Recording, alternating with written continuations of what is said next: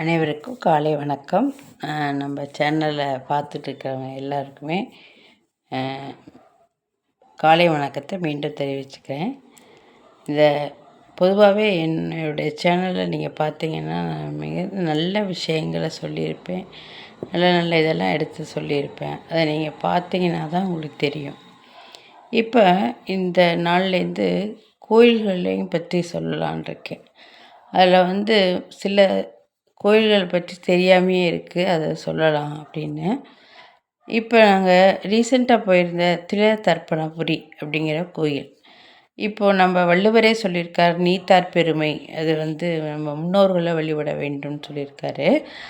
அதே மாதிரி தான் இந்த கோயிலில் முன்னோர்களுக்கான 365 நாளும் வருடம் முழுவதும் முன்னோர்களுக்காக நம்ம அமாவாசை மட்டும்தான் கும்பிடுவோம் இல்லையா, இங்கு தினமுமே அமாவாசை மாதிரி தினமுமே முன்னோர்களை வழிபடுறது இருக்குது.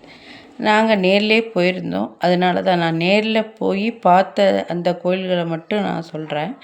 அப்படி அந்த கோயிலில் பார்த்திங்கன்னா அங்கேயே காய்கறி, அந்த அரிசி, இது எல்லாமே அங்கேயே வச்சுருக்குறாங்க படையலுக்கு.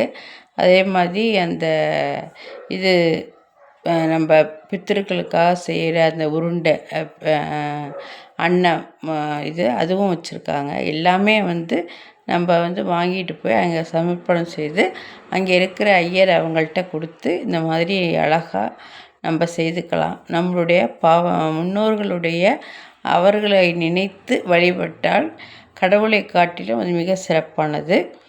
இது பூந்தோட்டம் போகிற வழியில், மயிலாடுதுறையிலேருந்து பூந்தோட்டம் போகிற வழியில் இந்த திலதர்ப்பணபுரி அங்கே பார்த்திங்கன்னா சிவனுக்கு முக்தீஸ்வரர், அதாவது நம்மளுடைய முன்னோர்களுக்கு முக்தி தருவதாக இருக்குது. இங்கே தசரதர் ராமர் தசரதருக்காக வழிபட்ட தலம். அப்படியே அந்த பிண்டம் வைப்பாங்கள்ல, அந்த பிண்டம் வைக்கும்போது அதை 4மே லிங்கமாக மாறியது அப்படிங்கிறத இங்கே பார்க்கலாம். அதே போல் சூரியனும் சந்திரனும் சேர்ந்திருக்கிறதையும் இங்கே பார்க்கலாம்.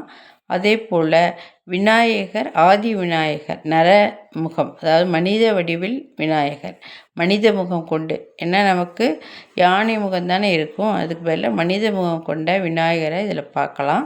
இந்த கோயிலுக்கு போங்க கட்டாயமாக. ஏன் அப்படி சொல்கிறேன்னா, அந்த கோயில் இப்போ தான் கும்பாபிஷேகம் ஆச்சு. அது ஒன்று, முன்னோர்களை வணங்கக்கூடிய அது ஒன்று, முன்னோர்களுக்கு முக்தி தரக்கூடிய முக்தீஸ்வரர் சிவன் அங்கே இருக்கிறாரு.